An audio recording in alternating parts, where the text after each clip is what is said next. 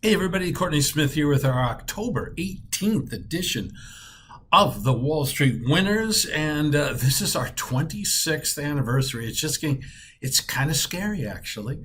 All right, let's dive right in. Oh my God, this is so fantastic. Okay, so the market exploded on Thursday and Friday. Notice that a couple of things on this chart. Number one, big gap here, another gap here. Now, it wasn't on heavy volume, so that makes those gaps not as powerful. But look at this, gap there, gap a week or so before that. But before that, all the gaps were to the downside. Now we're seeing gaps to the upside. This is very bullish. In addition, we have a head and shoulders bottom here, left shoulder, head, right shoulder. The neckline is a slant, and we broke it on Thursday. Volume declining as we go through the pattern. So this looks like a legitimate head and shoulders and projects that we should be getting up around 40, let's call it 4,700 would be the objective on that. So that's pretty bullish. We finally saw for the first time since back here in September that buying pressure was higher than selling pressure here in the Dow. So that's also quite bullish. Over here in the NASDAQ, similar situation, not as quite as clear of the head and shoulders, but the gaps are all there. So this is pretty bullish price action that we're seeing here. Now our seasonality indicator, we're right there. We closed down here, but we got very close. So sometime this week, I think we're going to finally get our bull signal in the stock market. And that means that we're going to add at least 50 to 100% larger positions, because now we have a very strong tailwind that's going to help us make more money. Right here, now, you can see the purple lines work pretty well. It shows a little dip here in the last half of October. So if we do make a new high on the market, it's going to be just a little short-lived one.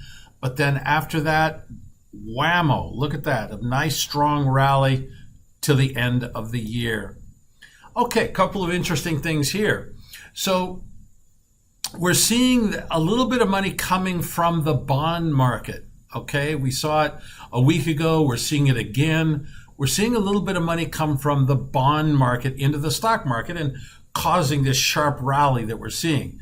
Now, keep that thought in mind because we're going to come back to it in a second.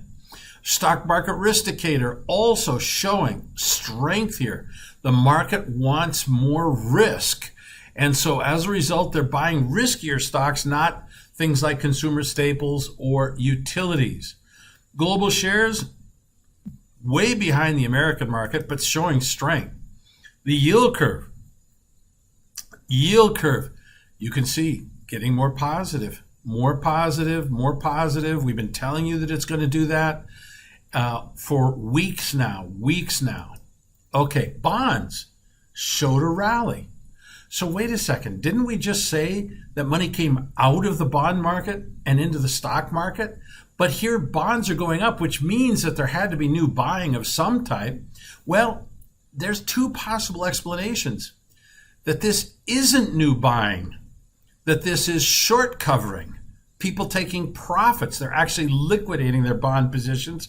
And if we look down here at the volume is very low on this rally. Once again, that usually suggests profit taking, not new buying. But if there is new buying here, it's coming from cash, because cash is trash. Why would you want to be in cash earning nothing when you can see that long-term interest rates are going up? Maybe we've gotten to a point where we're seeing people say, you know what, that's it. Now I can get a decent enough return on my long treasury notes that I can get out of my cash. So two possible reasons for this rally here. Bond key factors. So CRB accelerating to the upside. Now CRB is commodity prices, and commodity prices are a leading indicator of inflation and the economy. So definitely we have inflation coming up.